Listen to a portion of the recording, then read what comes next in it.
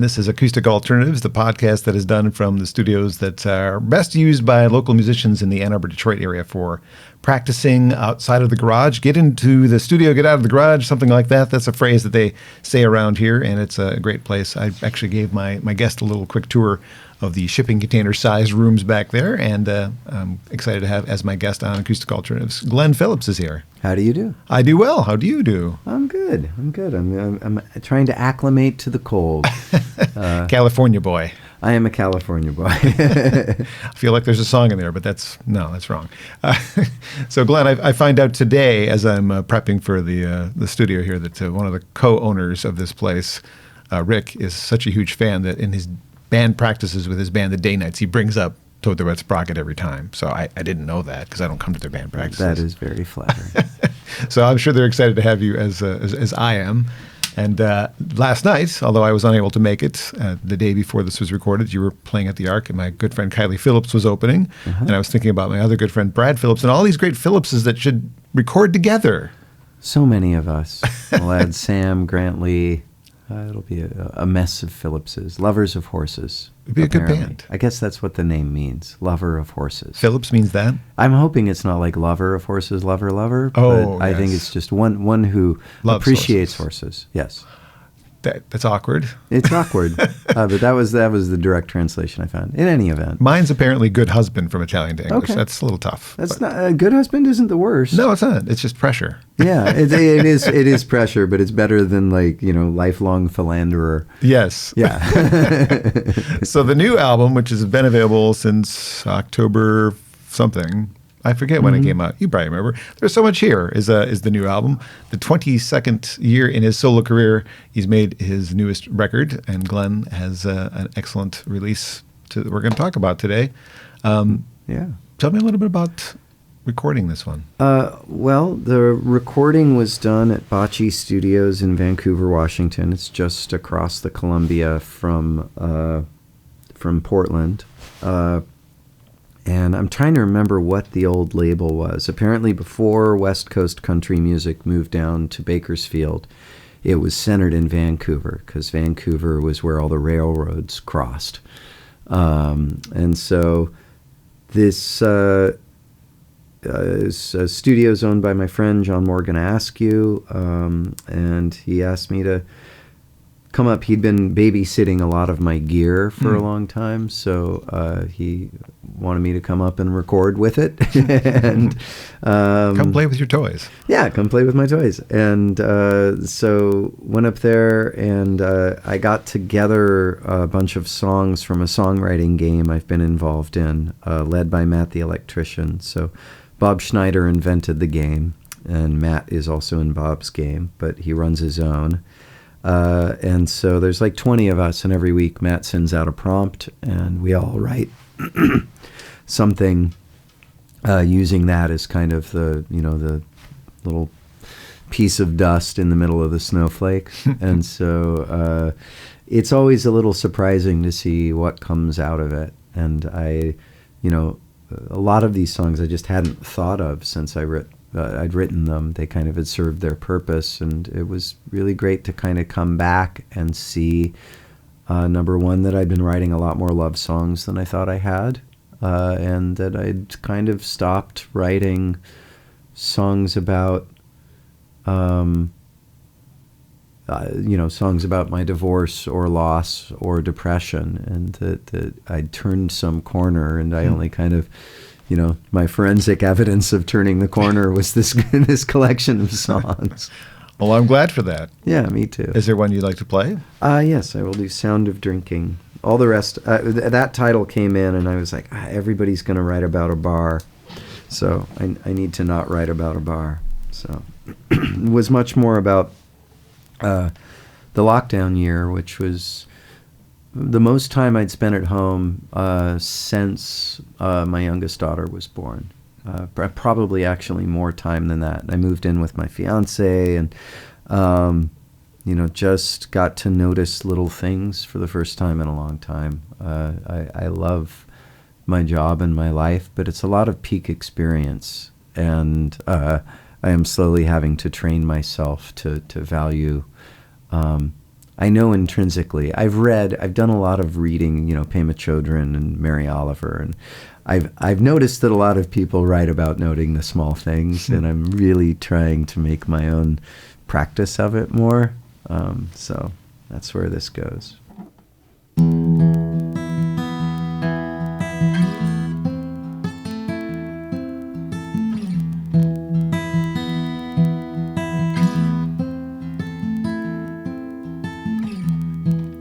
So this is what it's like now, without the constant leaving, to sit and sense the seasons, to be here merely being.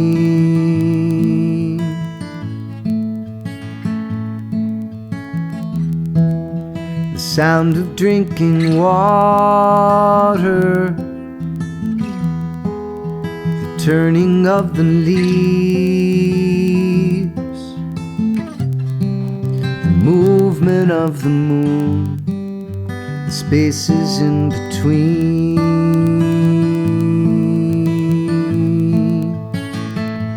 the long year, the slow day. There is so much here that I had never seen.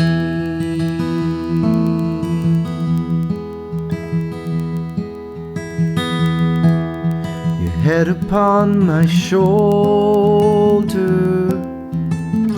and slipping into sleep,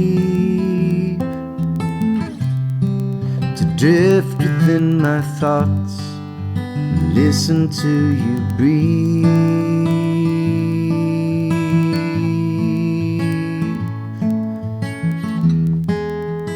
Coffee in the bedroom, the swaying of the pine, the freedom from the weighing and the measuring of time. The long year, the slow days. There is so much here that I had never seen. The long year, the slow days. There is so much here that I had never seen.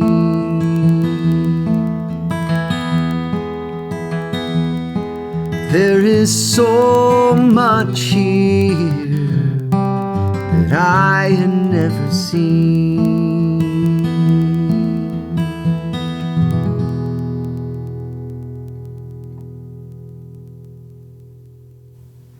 Beautiful new song from Glen Phillips and the album There Is So Much Here. The Sound of Drinking is the name of the track.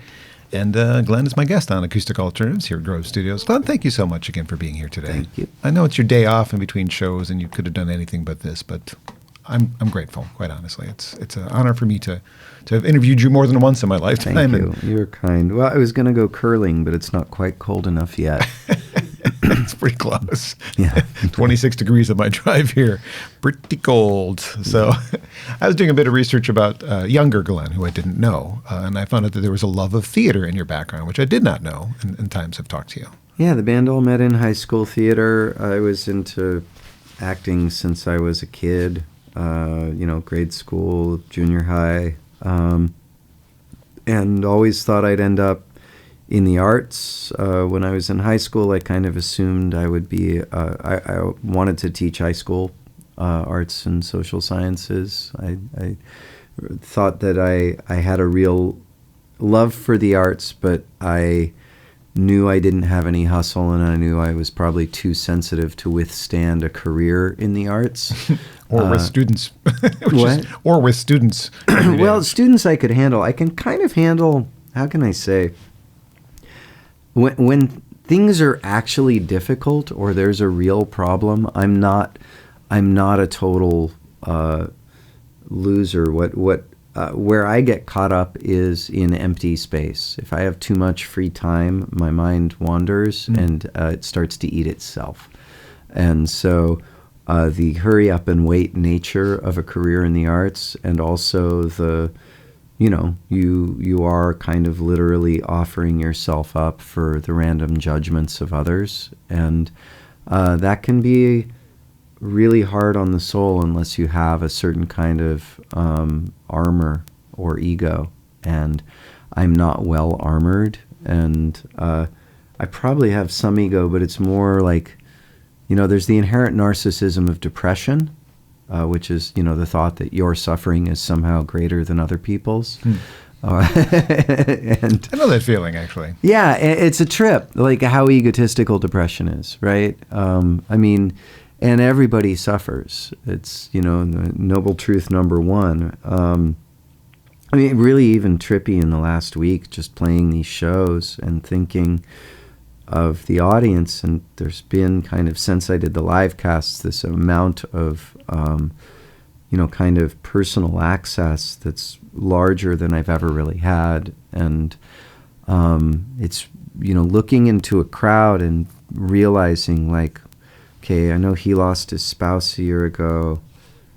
This guy just lost both his parents in the last year. This guy just lost his father. This guy's suffering from a potentially fatal illness. There's a woman who just lost her brother. And being intimate enough with the audience at this point that I know a lot of the grief profiles. And I remember just, it's, as someone who wants to be open, but also sometimes there's an overwhelm in holding that space for people, and knowing that my music has the same meaning for them in some ways that it has for me. I write the songs I need to hear. Right? It's my therapy, is having my kind of future higher self write me letters, and also knowing the function music has in my life, how it helps me go through my own grief, my own challenges, my own, need to kind of inspire myself further.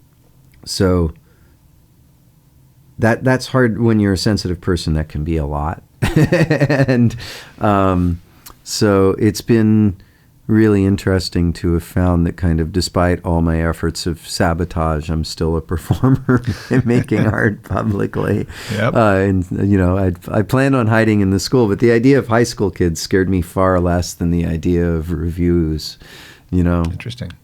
Because, they'll dress you down, but, they're kids, and it's different than someone whose job is to poke holes in artists, telling you that your work is irrelevant or poor.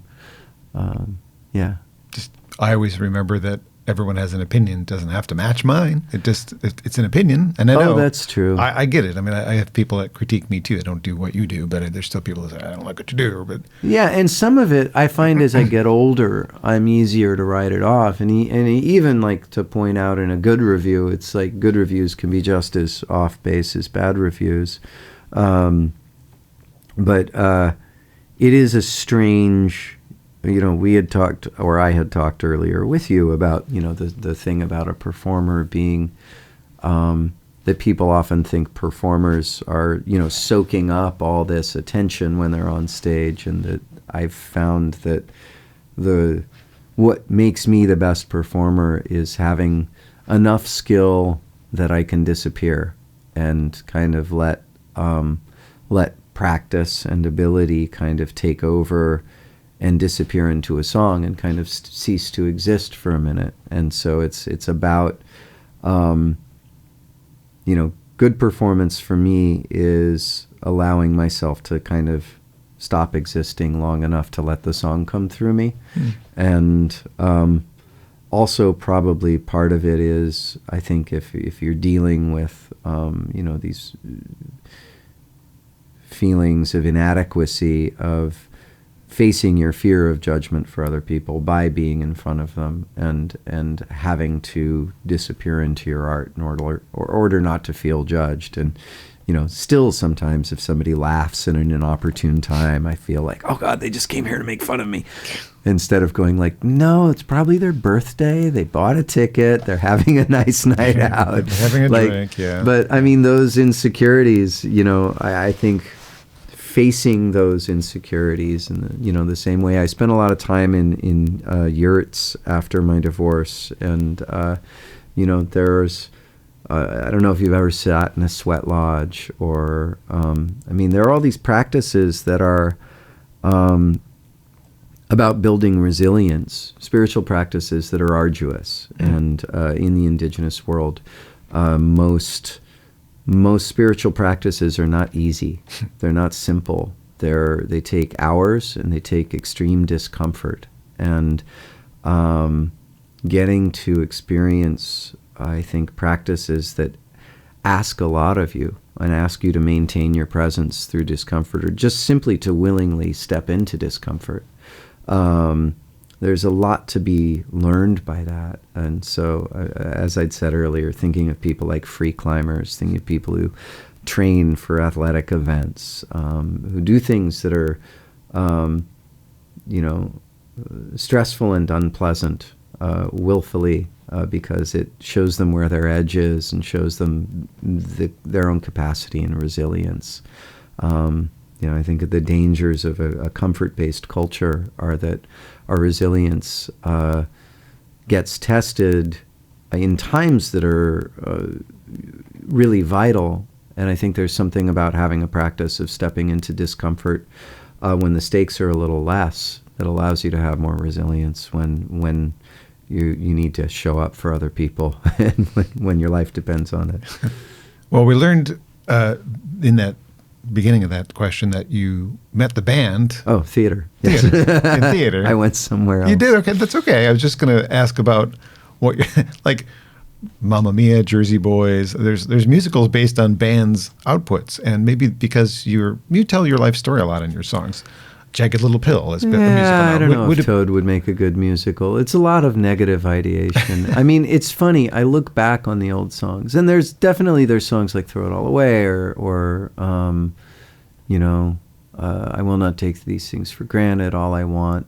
Even All I Want is a very conditional kind of happiness. The verses are very much about, nothing so loud as hearing when we lie, nothing so hard as closing the heart when all we need is to free the soul, but we wouldn't be that brave. Like, it's not all roses, and it's interesting for me to sing those songs. I'm really happy to be able to sing them from people, and to know that, since there's this generation that heard them when they were in their early 20s, same age I was, the songs you hear at that age lodge in you forever.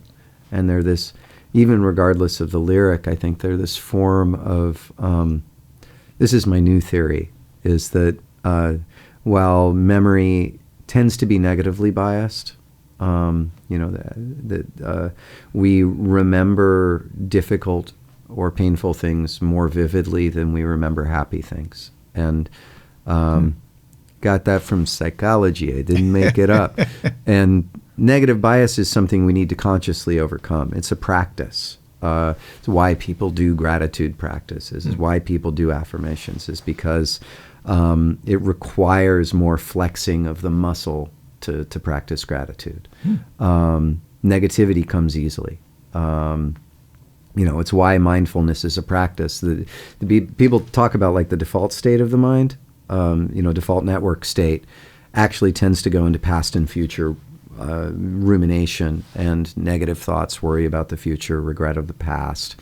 That's the default state. It's called the default state, right? And so when can we fix that? Is there a switch? Well, we can, and it's things like mindfulness, prayer, gratitude, these things are practices. And as my therapist says, practice makes practice. It does not make perfect, it just makes practice. I'm trying to remember where I was going with all this. I look at those old songs. What I was going to say is my new theory on music is that music is actually, I think, kind of, especially the music we heard when we were young and we were forming into adults, those last few years in our early 20s when our prefrontal cortex is fully wired, and our, by 25 is kind of the time at which our mind is mostly set in its structure. And the songs we heard back then, they take us back in a really tender way to those times, in a positive way. That rather than the memories of trauma, even if it's a hard song, a sad song, a breakup song, they take us there with a certain kind of longing and positivity and an eye towards the wonder and that feeling of possibility and hope that tends to come with that age. And music, it just shortcuts that. Doesn't matter what the song is about. Like the songs you heard and you loved then, they take you right back to a time full of hope and possibility. It's a really powerful tool. And I've started looking at, Toad as being, as much as I love being a songwriter and continuing to write, that the function of the old songs, which I used to hold in some spreadsheet of success against the success of my solo material and always be frustrated, right? But to respect that these songs kind of lodged in people's minds at that sensitive age, that my voice singing those songs is a form of positive time travel and kind of self-healing for people that I finally, I think, respect in a way that it doesn't have anything to do with how good my songs are now or where I've gone as a human being. It just happens to be a bit of luck that I was able to be there at that time for people and contain some of that material for them. So it makes me feel better about playing the old songs. But I also tend to listen to them and think like, man, I was negative back then. And I still have all that tendency, but I try to think a lot more consciously about what I put out in the world. Maybe less so with this record. This did happen to be songs that were just sitting in a folder. But by and large, I want to say things to myself and to other people that are maybe less about wallowing in the pain and more about kind of seeking towards the light. Although people tend to say that the Toad songs always had the light. It was hidden. It was behind the clouds, but it was there. They could see it. Even if you couldn't see it, it was there. So I also learned while I was doing a bit of research that you spent I'm not quite sure how this fits into your teenage years, but you spent some time at Interlochen here in Michigan going to school. Is I that did true? 2 summers. Summer after I was intermediate division. I was a musical theater major and did dance and art and all the other stuff you do there. But yeah, summer after 7th and 8th grade, I begged my parents to let me go to Academy. I wanted to go to Academy so bad. And we didn't have the money for it, so I didn't. But Interlochen's pretty good, though. I loved Interlochen. How did you choose that over the other choices? It's pretty far away from your childhood home. It was far away. Part of it was I loved the idea of going away for 8 weeks. I felt very independent. I wanted to see what it was like. I was not a homesick kid. My parents are great and loving, but I was ready to be out in the world. And I loved that experience. It's a great combination, I think, of rigor and freedom and structure, and everybody there was good at what they were doing and invested and smart. And I think even that just, I grew up back before nerds took over the world. And it was harder to be a nerd back then.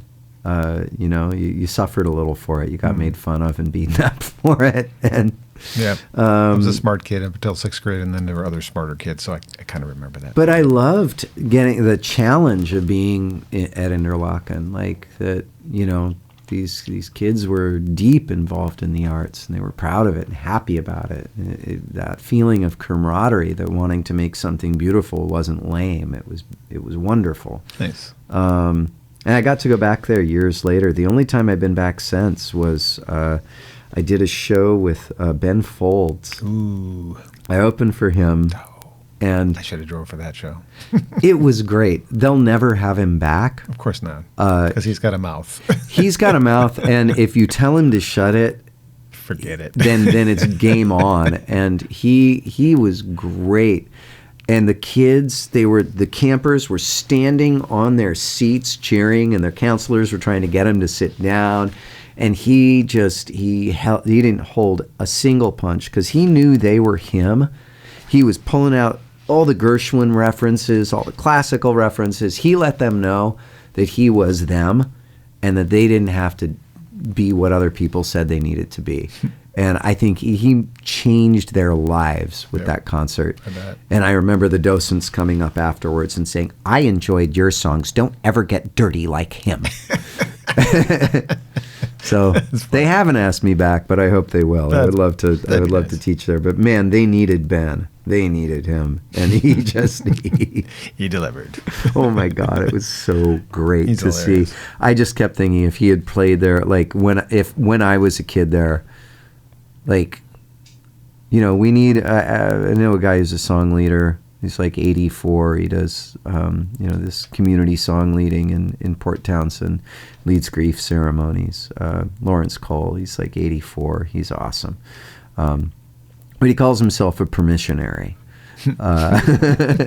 That's an interesting term. I like that. His job is to remind you as much as possible that you are already free.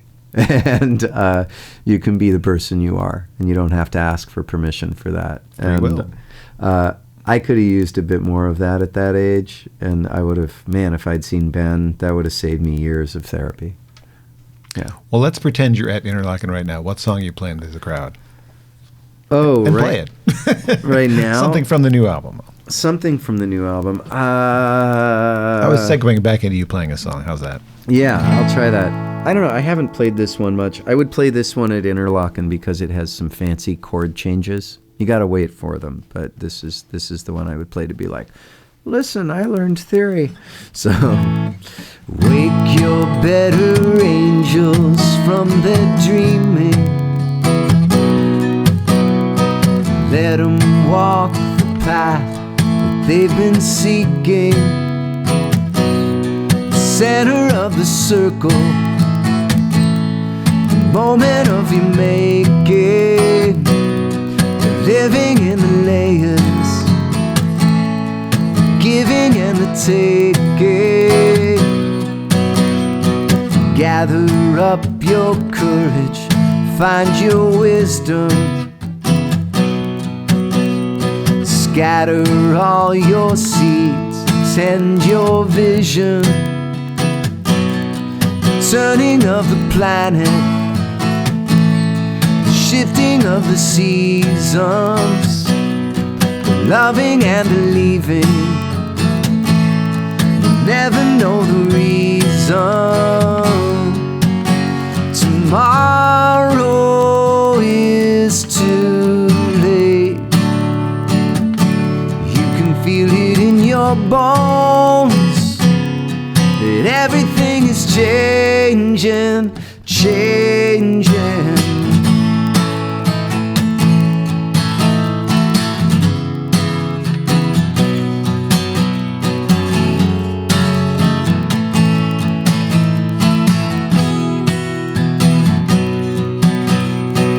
All there is now, and now is over, even as it happens. The center of the circle, the moment of your making, the giving and the taking. Living in the later. Tomorrow is too late. You can everything is changing, changing. Wake your better angels from their dreaming. Let them walk the path they've been seeking.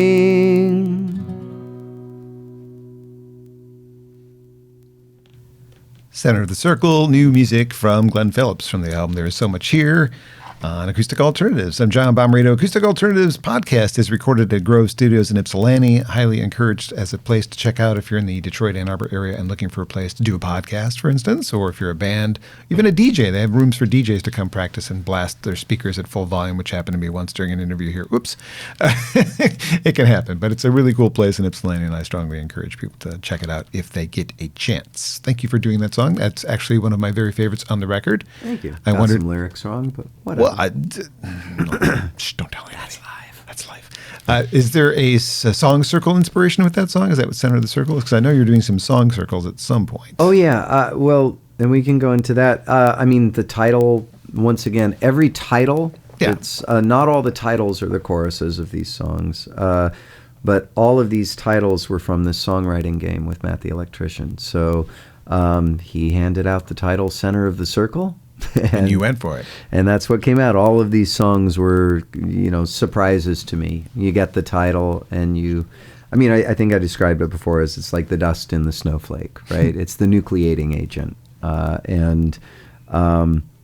Already when I write songs, there's this element of surprise, right? Where you start trying to write about something and then a line that feels good or true comes up. And then I will put whatever I intended writing about on the shelf and serve the line that works and let it take me where the song itself needs to go. And so writing from these titles it's a fascinating thing. It's to see what that line ends up meaning, ends up being about. And a lot of them go back, to mindfulness, to presence, to gratitude. That seems to be my subject over and over right now is... the solution, my greatest problem, there are the problems of the world, but my inability to face those problems or the general difficulties of life in a better and more productive way is mostly about me feeling inadequate or worrying about the past or future. And when I'm present, everything gets a little better, and so it's the closest I found. It's not a solution to everything, but it's the closest I found to a practice that has a tangible benefit. And the more I've looked into spiritual teachers, they tend to say the same things over and over again, even if it's just Jesus saying the kingdom of heaven is within you, right? Depending on your translation, but I choose to think that within you is the most accurate, which is saying everything you have, the kingdom of heaven, the greatest thing you could possibly imagine, the true meaning of all of this, you are already carrying inside of you. It is sitting in this moment and opening yourself up and losing the illusion. And that, as Guns N' Roses so beautifully put it all those years ago, who knew? And so, that to me is the primary subject, and I just keep attacking it from different angles.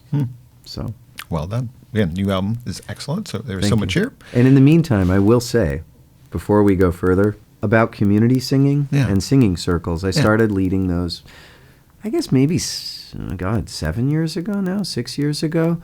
Community singing is something I really fell in love with. It's tends to be these very simple songs. Like a good example, and they tend to be fairly uplifting. After years of singing sad songs, I realized I could also feel happy by singing happier songs.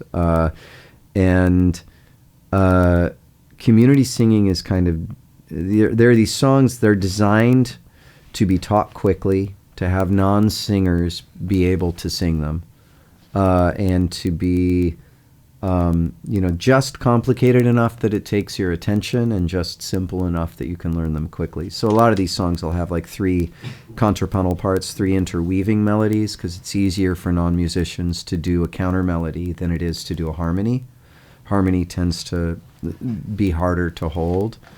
And we gather for usually an hour and a half, probably do about 10 songs in that time, learning, building, teaching. And they tend to be just 4 lines long at the longest. They tend to be pretty short, and we just repeat them for a while. And so it's, for people who grew up in church, it's a very similar feeling to that, but kind of with less dogma, or as little dogma as I could put in. Hopefully dogma reduced, or I don't know if it's ever 0. Dogma light. I talk a lot.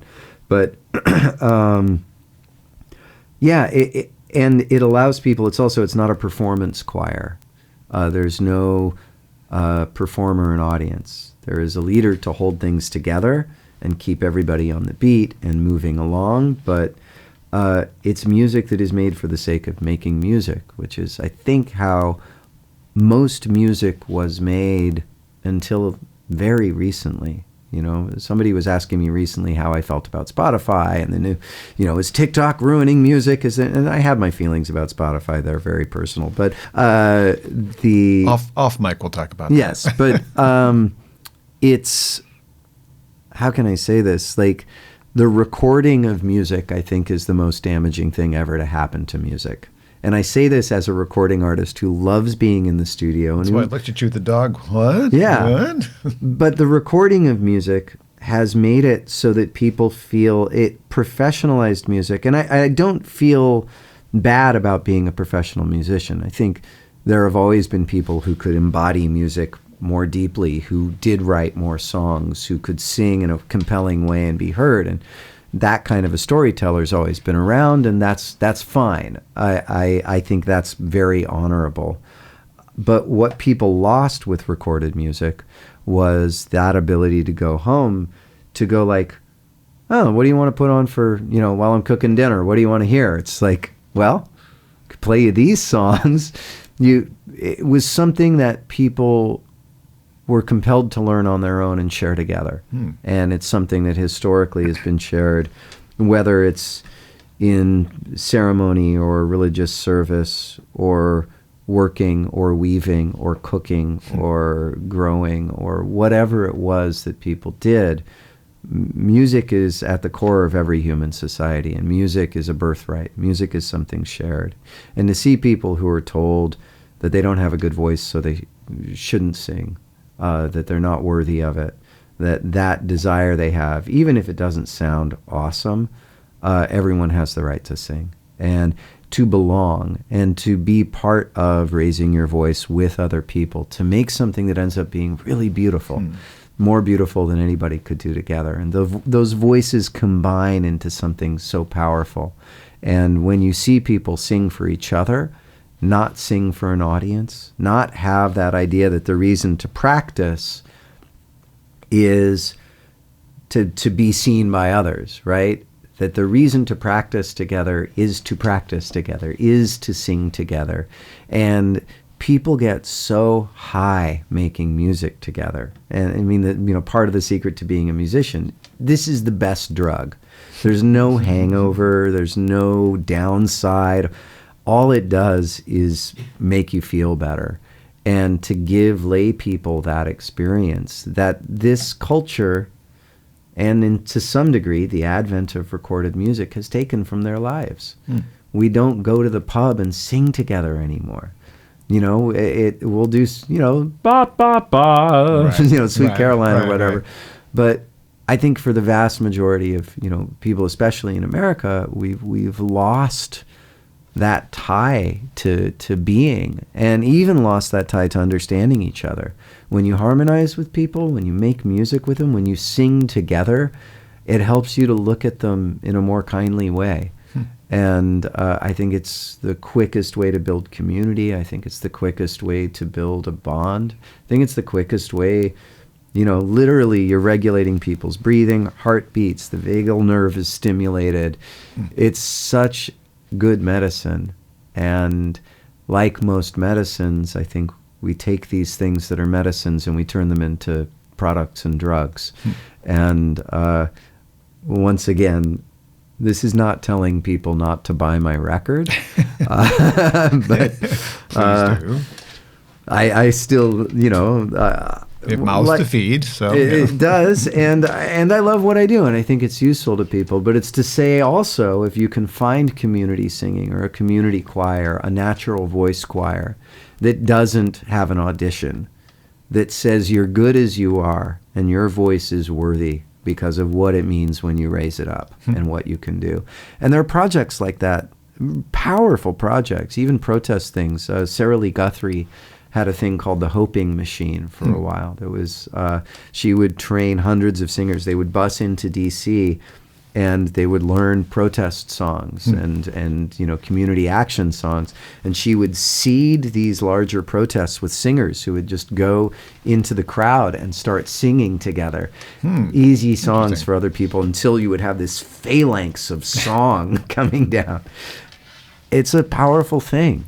And I think I'm not a conspiracy theory person, so I don't think that this is, you know, there's people who are like, no, tuning in 440, that was Goebbels, that was this Nazi propaganda. Like, I don't believe in any of that, but I think technology has given us these tools of convenience that have allowed us to stop making music together. And we lose a lot when we do that. I still believe in concerts. I still believe in listening to records. I'm going to get in my car and drive to Grand Rapids tomorrow, and I'm going to listen to music. I love it. But it doesn't mean we shouldn't sing together, and I think we forgot that we need to do that. So there's my spiel. That's a great perspective. It actually called to mind two things in my own personal life that I experience as a concert goer when we're encouraged to sing along or we're taught something to sing along to. There's that community that happens. Even if we all can't sing, like you said, we're all singing that person's song with them, and it's so fun. And as a wedding DJ, sometimes I'll play Sweet Caroline or Piano Man or whatever, which are not dancing songs by any stretch of the imagination. No, but they're singing songs. But they're singing songs, and that's good for the end of the night. And people just like, they sway with each other. Yeah. You're right. That's exactly right. It's right. amazing. It makes people so vulnerable. And happy. And we don't do it all the time. Yeah. I mean, I remember Sean Watkins was talking to me about, you know, growing up in the church and singing, you know, Christian songs, only listening to Christian music, doing this thing in church. And every time he would sing these songs, he would be taken by the Spirit. And then he went to his first secular concert. You know, he got to go to U2. They were on the safe list. Yes. And he went to the U2 concert and he heard the entire audience singing. And he had this, like a lightning bolt of, oh my God, that's just music? Yeah. Like anyone has access to this? This is not, like I thought that you could only get this if you were, but this is everywhere. This is music itself. And it completely changed his life. So, wow. Yeah. Well, since you brought up U2, I can segue to where I was wanting to go. So 87 was when Joshua Tree came out and they became the biggest band on the planet. 88 is when you put out your first record as an 18-year-old with your band, Bread and Circus. And I'm wearing the Bread and Circus shirt that I got back when I worked in a record store. And the discovery for everybody for a new band or a new song or whatever comes from somewhere. We all discover something somewhere. But I was a head buyer at a record store at this time.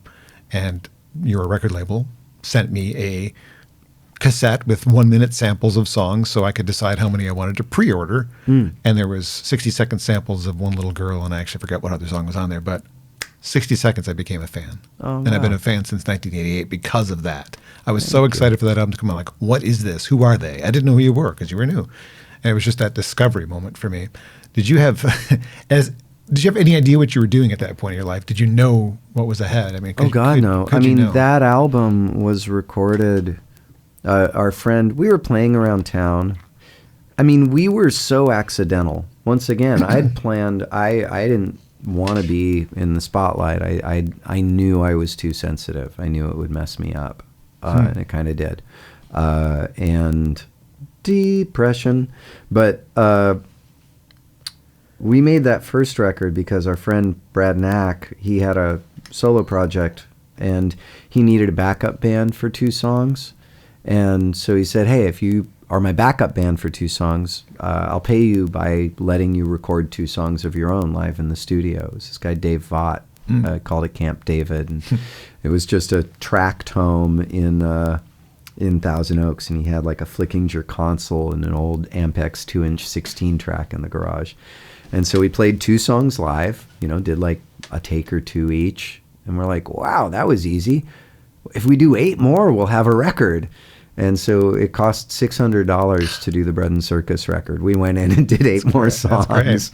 And it was just fun. We had a cassette in town, and we're like, we should make another record. Records are easy. Yeah. And, the second one we spent, whatever it was, $6,000 on. Still recorded it live in the studio. And, these are lyrics that I wrote when I was like 16 years old on that record. And so we weren't expecting anything to happen. When we were recording the second record, the guy who was producing it, Marvin Etzioni, his Ron Sobel, who worked at ASCAP, was his manager. And he gave it to this guy, Nick Terzo, at ASCAP, the Performance Rights Association. Nick started making cassette dubs in his office and sending them to record companies. On your behalf? On our behalf. We'd never heard of him. And Vicki Hamilton at Geffen, who had signed, Guns N' Roses and stuff, she heard it and showed interest. And so the next thing we knew, we played in Santa Barbara, and we had like 8 record companies at our show. And wow. We'd never sent out a demo. Wow. Our plan, I had applied I was going to go to San Francisco State. I wanted to be in the city in San Francisco. There was so much art there. Was going to get an education degree. And I was working out my housing, and instead, I remember I was at Santa Barbara City College. 2 of the guys were at UCSB. We did Dead Week. No, we flew out just before finals. During Dead Week, we flew to New York, signed the deal with Sony Records, and then flew back to Santa Barbara, did the finals, and then within a year, we released both those 2 records as is. We had this punk rock, like, indie attitude. Like, we didn't take money. We got a higher percentage on back. We're going to earn what we make. We don't want to play your games. And so they gave us creative control. We got to make the records we wanted to make. We got lucky.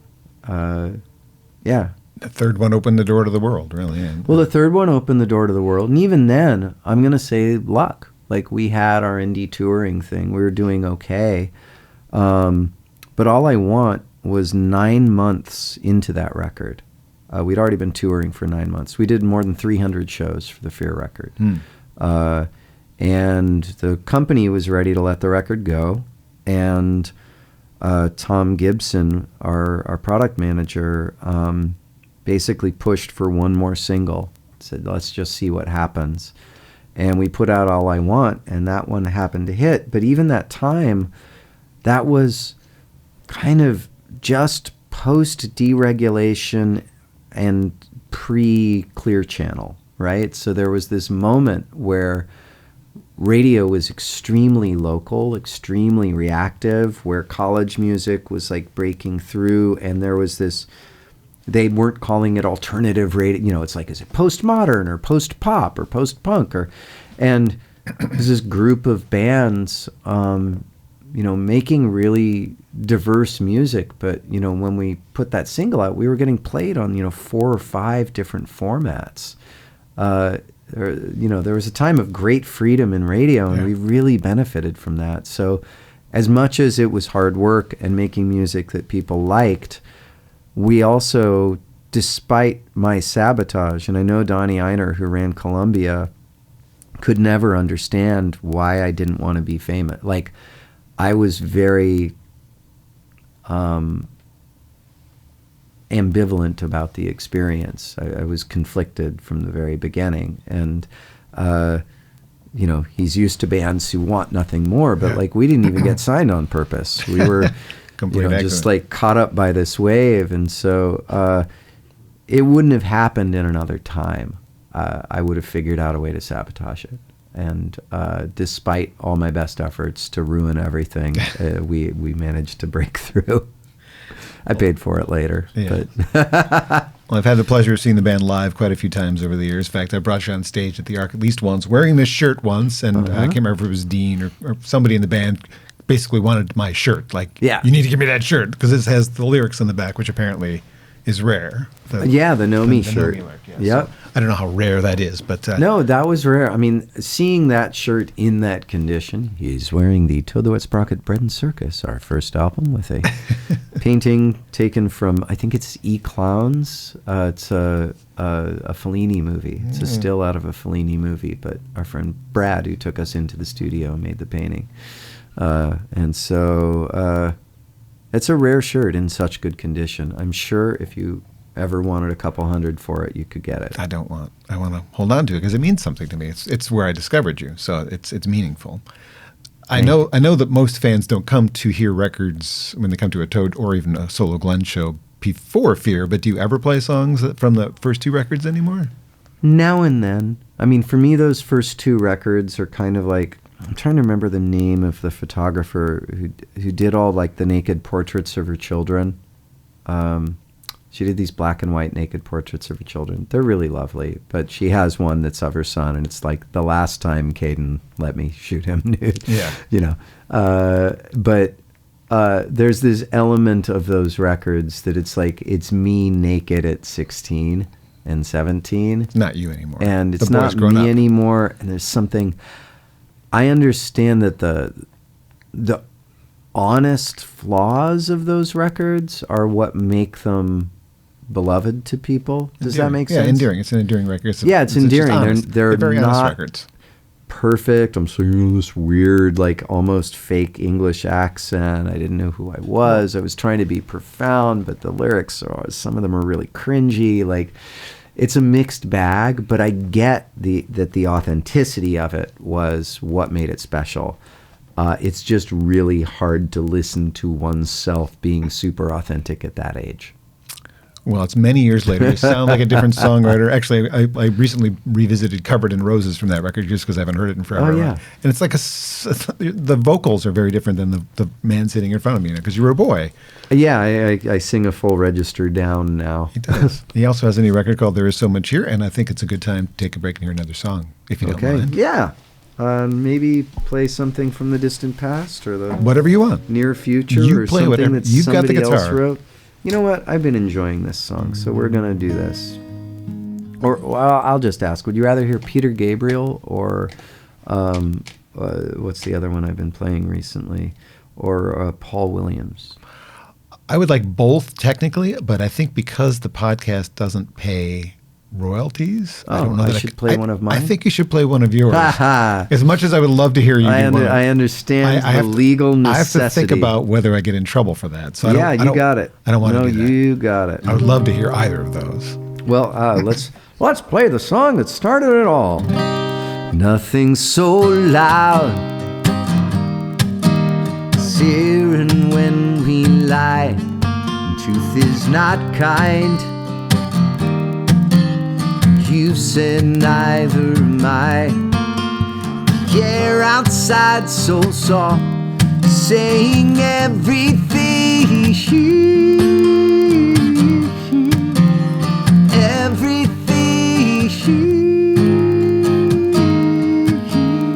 All I want is to feel this way, be this close, feel the same. All I want is to feel this way. The evening speaks, feel it say.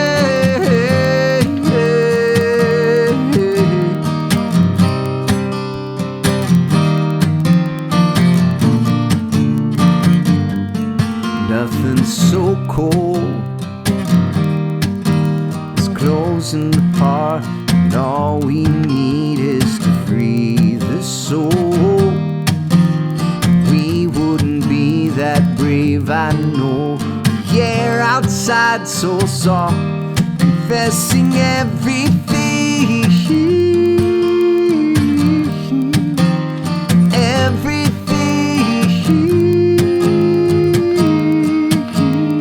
All I want is to feel this way, be this close, feel the same. All I want is to feel this way.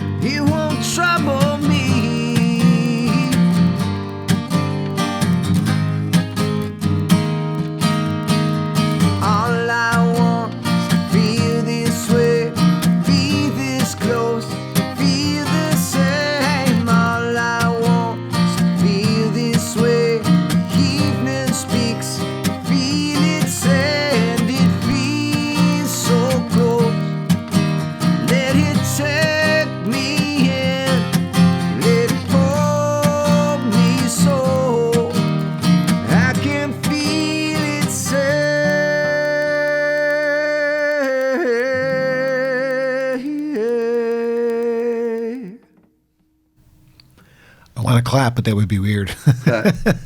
Glen Phillips is here on Acoustic Alternatives at Grove Studios. All I Want, obviously a big hit for Toad the Wet Sprocket. And does it ever cross your mind that that song and Walk in the Ocean are being played on the radio somewhere right now, probably somewhere across America? It's weird. I mean, every day, somewhere, somebody's playing that song. It's a strange thing to think of. Hopefully that requires that they pay you a little bit of money. Radio, yes. Yes, ASCAP, BMI, whatever. The streams. Not so much. Not so much. That's another topic. We don't have time for that. I'm already looking at the... Gosh, we've been talking a long time, and I have another page. Put them on at night. Yes. Sleepify. Sleepify. You know that trick. Oh, yes. Good one. All right. Well, since we're kind of running out of time, I'm going to kind of combine a bunch of things that I was going to ask you about.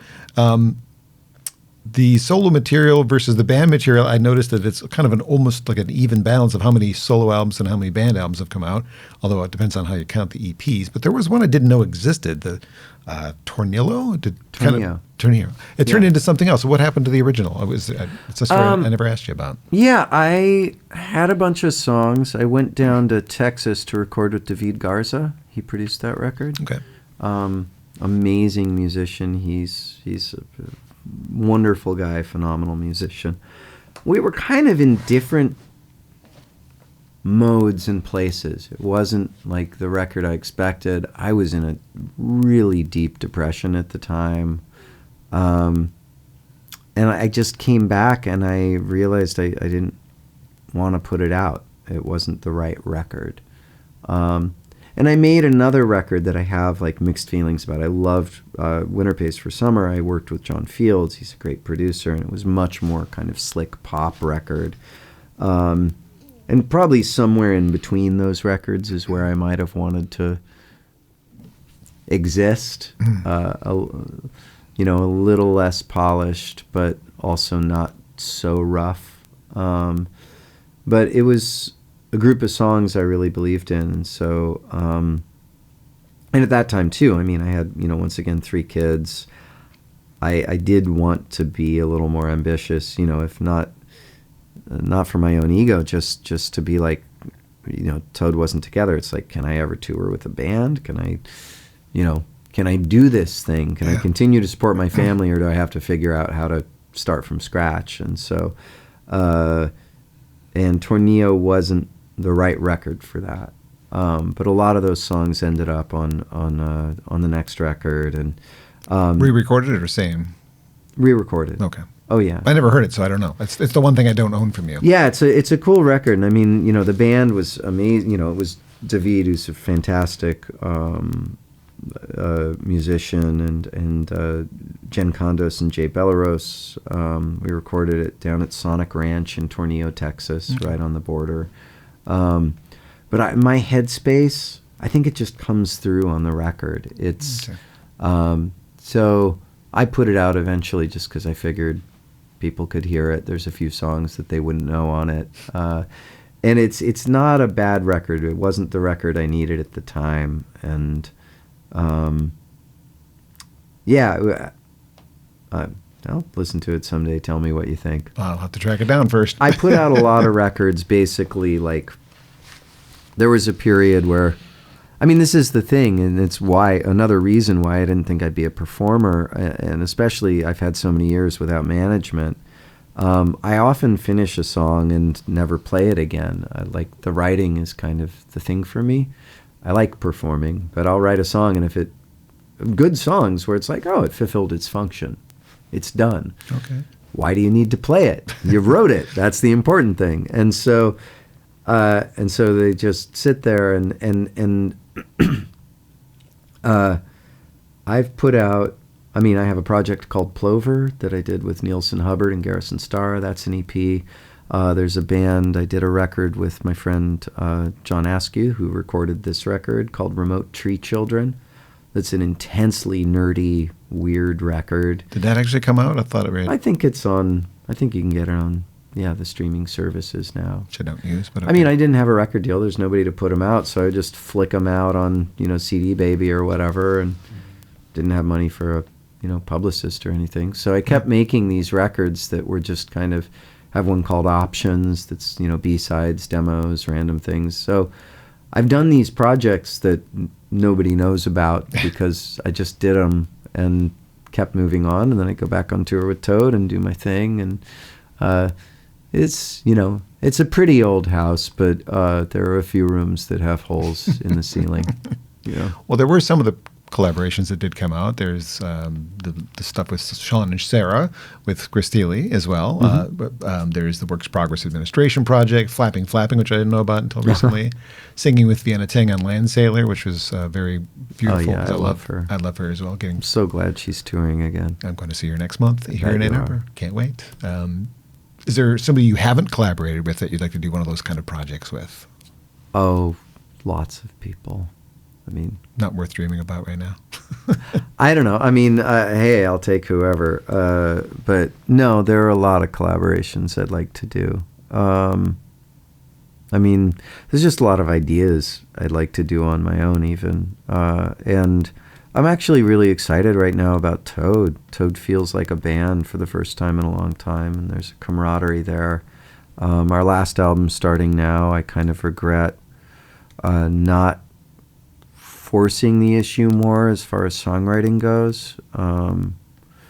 I want more collaboration on our next record between us. I want us to feel more confident and safe in collaborating with each other. We've done a lot of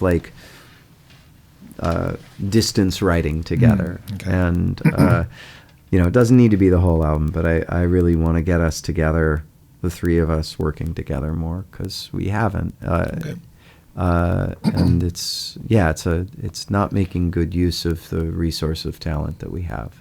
Good point. Yeah. Switching gears, a friend of mine told me that you helped her get through the pandemic with your shows that you were doing from home. Like, it was you that made it okay for her. And she wanted me to ask you about how they helped you personally. Oh, it totally got me through lockdown. So I was doing 5 shows a week. I would do a stage at show on Sundays, and then I would do a community choir. I would do that with a loop pedal on Zoom, and people just sing along with me at home, and I'd stack all the parts on the looper, and they'd sing. And then I found the nonprofit donation button on Facebook, and I figured it would only be, a few weeks, right? So I was doing 5 of those a week just to keep myself, and then I took it down to 3. So I did 3 shows a week for probably close to 18 months. And they were all, once again, there's that button so you could link it to a food pantry or a shelter or, and at some point, people were asking to tip me, so I put my PayPal and Venmo up, and that actually got me made it so I could actually pay my rent through lockdown, which was awesome. Amazing. And we raised probably around $250,000 for various charities. Awesome.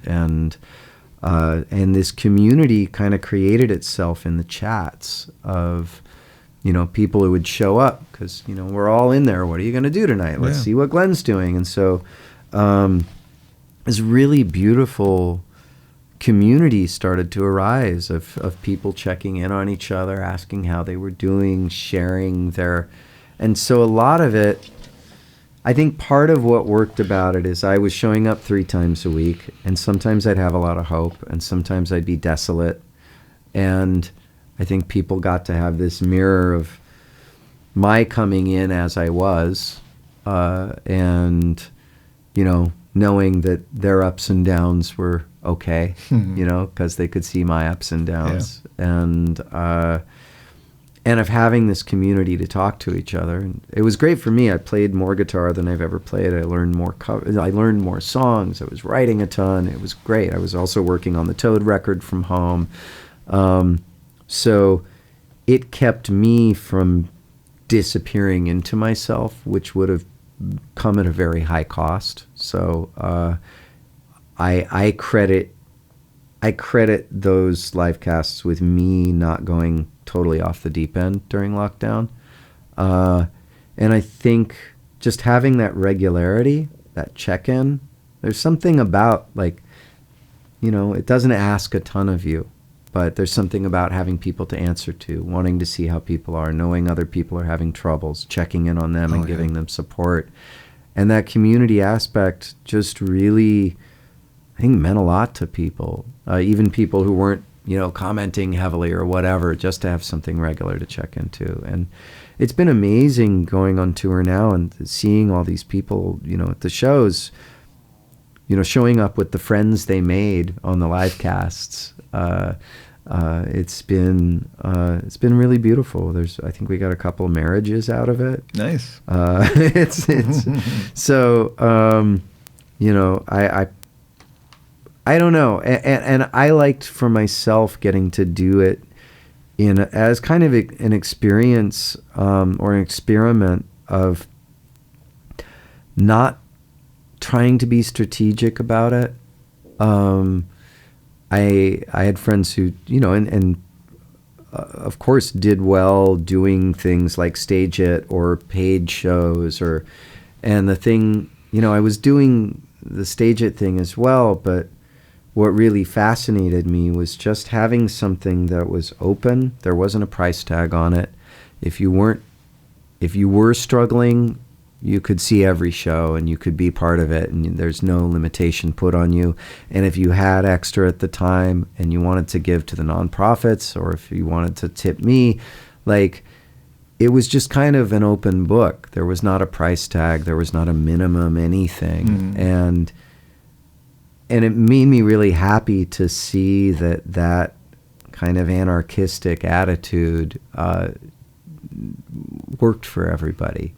There's a lot of social experiments that, some can be dismaying, right? And that one for me, it just felt good to feel like everybody was taken care of just by letting it be and not trying to commodify. And, I'm sure I left a lot of opportunity on the table that a savvier hustler would have picked up, but I'm really happy that I didn't, even online, there's so much bling, stars, tip jars, all this stuff, running ads. I just didn't do any of it. And I think part of it was that too. It was me sitting down, playing songs for people and them talking to each other, and just kept it simple, Well, I've got about another hour worth of questions, but we're kind of out of time. Okay. So how about another song from the new record to close things out? Okay, another song from the new record. I wonder which I'll do. Would you like to look at the record for ideas? Yeah. How's that help? Oh, why don't I don't know if it's been funny to have a solo record where I did do more in production, because now it's this kind of awkward thing of they are harder for me to play solo acoustic. I didn't reduce them ahead of time. Oh. But I'll do the first song, Stone Throat. So it was the longest winter and then the shortest spring. We need an endless summer. I want to spread my wings. I want the wild and the wayward. You seek the subtle and the quiet. Maybe I'm too damn selfish. Maybe you're too damn nice. A stone throat can't sing. A wooden heart won't beat. I'm trying to find the balance between the sacred and the street. A stone throat can't sing.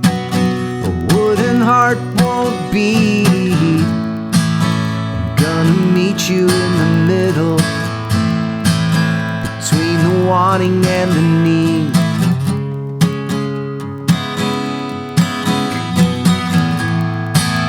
I'm gonna fly to the mountains where I can wet my beak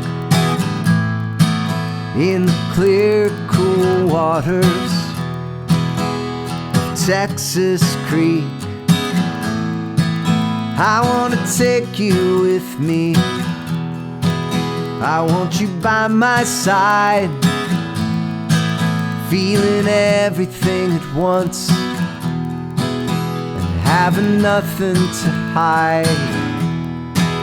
A stone throat can't sing, a wooden heart won't beat. I'm trying to find balance between the sacred and the street. A stone throat can't sing, a wooden heart won't beat. I'm gonna meet you in the middle, between the wanting and the need. A stone throat can't sing, I'm sick of letting you down. A wooden heart won't beat, you're tired of letting me go. A stone throat can't sing, I'm gonna meet you in the middle. A wooden heart won't beat.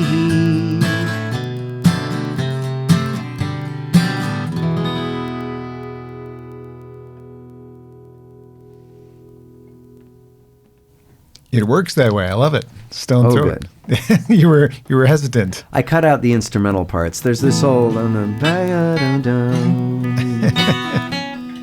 I haven't figured out a way to work. I've tried it in 3 different positions on the fretboard and haven't figured out a way to do the internal melodies, and with my hand being what it is. So that's a favorite of mine as well from the record. Oh, thank you. I'm glad you chose that one. I assume that was another one that came from the song titled Circle. All 10 of them. They all did. But just Stone Throat was given to you. You had to interpret what that was. I had to figure out what a stone throat was. I'm like, well, I don't know what a stone throat is. I don't know what it is either. I was going to ask you what the metaphor was, but you just figured it out to relate it to the heart too. Okay, I get it. Yeah. Kind of, sort of. I mean, it's good. It's brilliant. Thank you again for all the time. One final weird question. Have you ever checked into a hotel as Rex Stardust? I have never checked into a hotel as Rex Stardust. Okay, those people that don't understand what I mean, look that up. Glenn, thanks for the new record and for the time today. I really appreciate it. Oh, thank you. It's such a pleasure to be back with you. Acoustic Alternatives. Look for the other podcasts that have been done over the last couple of years. Perhaps you missed the one with Chuck Brodsky or Willie Porter, Brian Vander Ark. They're all back there. Go check it out and share this with your friends. And Glenn, I will to see you again, and I can ask you the rest of these questions. All right.